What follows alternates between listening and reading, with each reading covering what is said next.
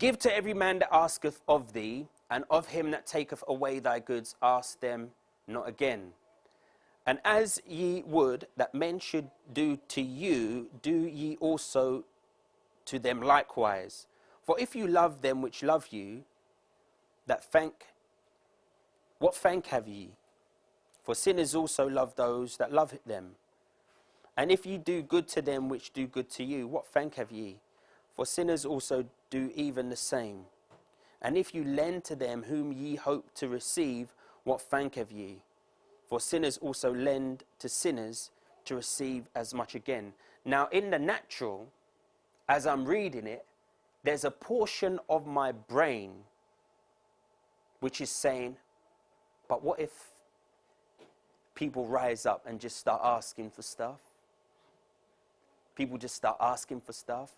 They want me to borrow their money. What if people started, if learning this stuff and actually wanted to hold me to it without there being any attention? That's the natural mind.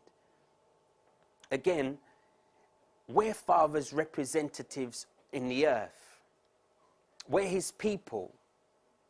The kingdom is within us. So we're the pillars. We're the salt. If we don't live like this, who's going to live it? If it doesn't begin with us in this generation, who's it going to begin with? If we're people who don't live complicitly to the commandments, who's going to do it? We can wait for someone else to come, but that's the same as having a talent, putting it in the earth, and then when it's time to come reckoning, oh, I hid it. I dug it in the ground.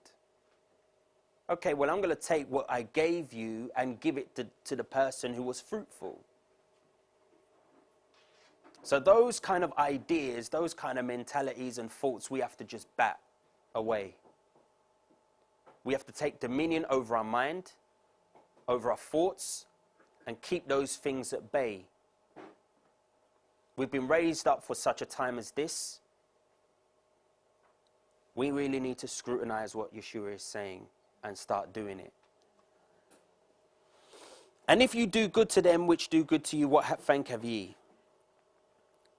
Verse 35 I'm moving to now. But love ye your enemies and do good and lend, hoping for nothing again, and your reward shall be great, and ye shall be the children of the highest, for he is kind unto the unthankful and to the evil. This is talking about the Father. He is kind to the unthankful and to the evil. So now we can put that idea, and I'm sure no one had that here, but anyway, we can put the notion of this distinction between the old and the brutal and this, that and the other and the new. Yeshua is pointing the people's attention back to the Father. Be ye therefore merciful, as your Father also is merciful. So, did he show you mercy when you didn't deserve it? If he did, that person who is in your mind, who you may, if you're in the flesh, you may want to punch or to backhand away from you, that person may need some mercy.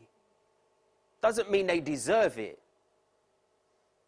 Doesn't mean they deserve it.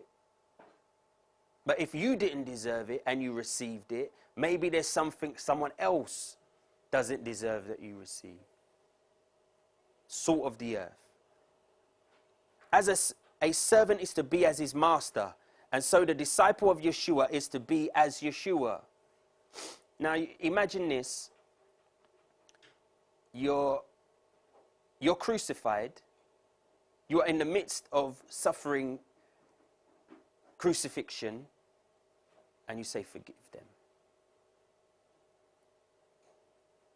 You're being stoned by the people. You're in the midst of the stones coming towards you, and you're about to breathe your last breath, and I'm referencing Stephen here, and your words are, don't lay this fault upon these people.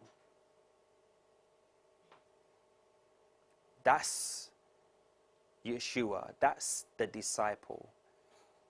When we get onto this narrow road stuff, is that us?